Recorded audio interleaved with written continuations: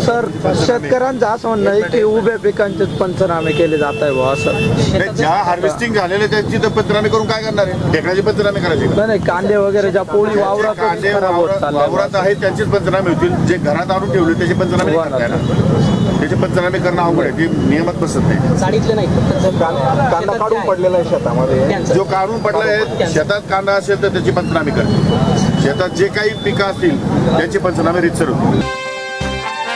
तुम्ही पाहताय राज्यातील शेतकऱ्यांसाठी आजच्या महत्त्वाच्या ठळक बातम्या. पीओके घेणारच संरक्षण मंत्र्यांची सिंहगर्जना. व्याप्त काश्मीरात भारताच्या मुख्य प्रवाहात येईल तो दिवस दूर नाही.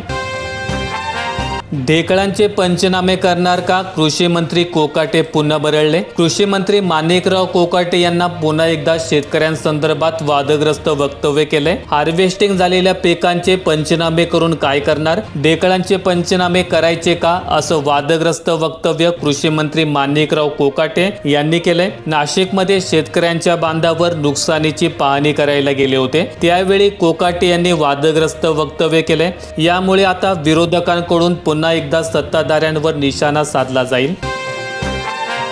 जोर ओसरतोय, पेरणीची घाई नको. कृषी विभागाने शेतकऱ्यांना सतर्क केले. अतिवृष्टीमुळे जमिनीत जास्त ओल, बीज रोपण योग्य पद्धतीने होणार नाही. पुढील 5 ते 6 दिवस पावसाची तीव्रता कमी असणार. लगेच पेरणी केल्यास दुबार पेरणीचा धोका.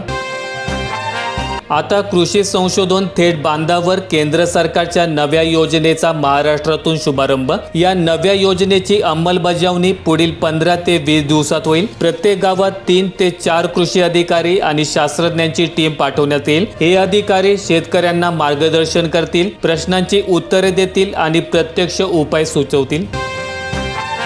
वारीत सहभागी होणाऱ्या वाहनांना टोलमाफी. एकनाथ शिंदे यांच्याकडून वारकऱ्यांना दिलासा.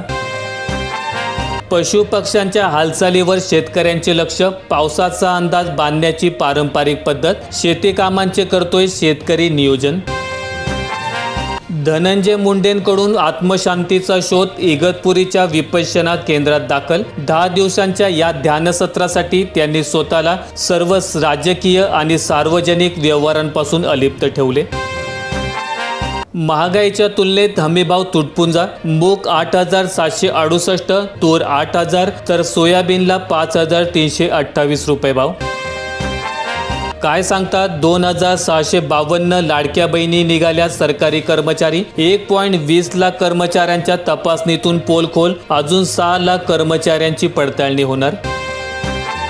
शिवछत्रपतींची वाघनखे 2 ऑक्टोबरला कोल्हापुरात येणार. राज्य शासनाच्या वतीने शिवशस्त्र शौर्यगाथा प्रदर्शनाचे आयोजन. कृषी सहाय्यक कामावर रुजू. पंचनामे खरीप मोहिमेला वेग. संपामुळे हंगामाच्या तोंडावर विविध कामांचा खोळंबा. राज्य सरकारने मागण्या मान्य केल्यामुळे बुधवारपासून कामावर रुजू झालेत. त्यानंतर पूर्वमोसमी पावसाने झालेल्या नुकसानीच्या पंचनाम्यासह खरीप मोहिमेला वेग आला आहे. राज्यात 7 ते 10 जूनपर्यंत उघडीप. शेतकऱ्यांना मिळणार पुरेसा अवधी. कृषी हवामान तज्ज्ञांचा अंदाज. 2030 पर्यंत वीज दर कपात 16% आदेश. महावितरणने नोव्हेंबर 2024 मध्ये पुढील 5 वर्षांसाठीच्या बहुवार्षिक दरवाढीचा प्रस्ताव वीज नियामक आयोगाकडे दाखल केला होता. राज्य सरकारची गाळमुक्त धरण आणि गाळमुक्त शिवार योजना ठरली कुचकामी. राज्यातील 7 जिल्ह्यांमध्ये योजनेची कामगिरी शून्य. शेकडो शेतकरी आज दाखल करणार कर्जमाफीचे अर्ज. मुख्यमंत्र्यांच्या आश्वासनाच्या पार्श्वभूमीवर मूर्तिजापूर तालुक्यातील शेतकरी कर्जमाफीसाठी एकत्र आलेत. किसान ब्रिगेडच्या पुढाकाराने शुक्रवारपासून न्यायालयीन लढ्यासाठी अर्ज सादर होणार आहेत. 13,000 घरकुले मंजूर, परंतु वाळूची बोंबाबोंब. अकोले तालुक्यात उदासीन महसूल. जनता हताश. 600 रुपयात 1 ब्रास वाळू. अवकाळी पावसाने कांदा उत्पादकांना रडवले. ओलावा अन हवेतील आर्द्रतेमुळे समस्या गंभीर. आर्थिक नुकसानीत वाढ. कांदा भरणे, वाहतूक आणि विक्री करण्याचा ताण अचानक वाढल्याने मजूर व गाडीच्या खर्चातही भर पडली. शेतकऱ्यांच्या या तातडीच्या विक्रीमुळे बाजारात कांद्याची आवक मोठ्या प्रमाणात वाढली. परिणामी दरात घसरण झाली आहे. पाकिस्तानच्या चर्चेचा प्रस्ताव भारताने फेटाळला. दहशतवाद आणि संवाद एकत्र होऊ शकत नाही. व्याप्त काश्मीर भारताकडे सोपवण्यावरच चर्चा. पाकिस्तानचे नामचीन दहशतवाद्यांना आधी आमच्या ताब्यात द्यावे. अर्धा महाराष्ट्र व्यापून मान्सून थबकला. 6 जूनपर्यंत मोठ्या पावसाची शक्यता नाही. जमीन कसते तिसरी पिढी 7-12 आजोबांच्या नावे. खातेफोड केली नसल्यानेच खटके. शासनाच्या निर्णयामुळे गती येईल. रक्ताच्या नात्यातील भाऊ बहिणी संमतीने शेती जमीन वाटणी करून घेतात. त्याची नोंदणी दुय्यम निबंधकाकडे केली जाते. तर त्या जमिनीच्या रेडी रेकनर मूल्यांकनाच्या 1% रक्कम किंवा अधिकाधिक 30,000 रुपये नोंदणी शुल्क भरावी लागत होती. आता ही रक्कम भरावी लागणार नाही. ज्यांना अर्थसंकल्प कळत नाही त्यांनी माझ्याकडे यावे. मुख्यमंत्री फडणवीस यांचे आव्हान. लाडक्या बहिणींसाठी निधी वळवल्याचा आरोप निराधार.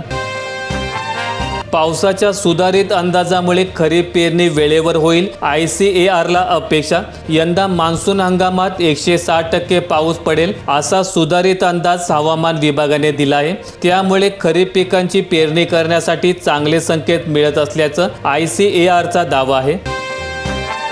पेपर संपण्यापूर्वीच उमेदवार बाहेर पडल्यास 7 वर्षे बंदी. परीक्षेतील गैरप्रकार थांबवण्यासाठी स्टाफ सिलेक्शन कमिशनची नवीन नियमावली लागू. अलमट्टीची पाणी पातळी 517 मीटरपर्यंतच. 4 राज्यांच्या सचिवस्तरीय संयुक्त समिती बैठकीत महत्त्वाचा निर्णय.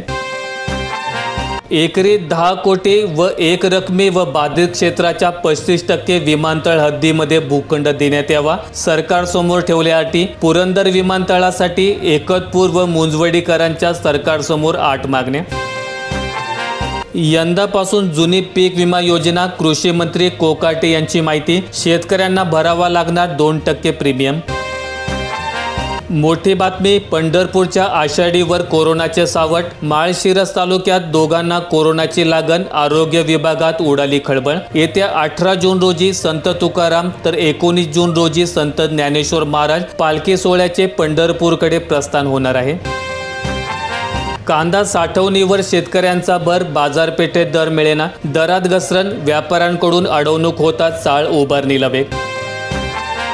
राज्यातील वाळू माफिया 3 वर्षात संपतील. महसूल मंत्री बावनकुळे यांची माहिती. राज्यात 1500 तर सोलापुरात 50 ठिकाणी कृत्रिम वाळू क्रेशर. सर्वप्रथम शेतकऱ्यांची आर्थिक स्थिती सुधारवा. भारत कृषक समाजाची राज्य सरकारकडे मागणी. राज्य शासन शेतकऱ्यांच्या नावाने मोठमोठ्या योजना राबवते पण त्यांची आर्थिक स्थिती अद्याप बिकट आहे.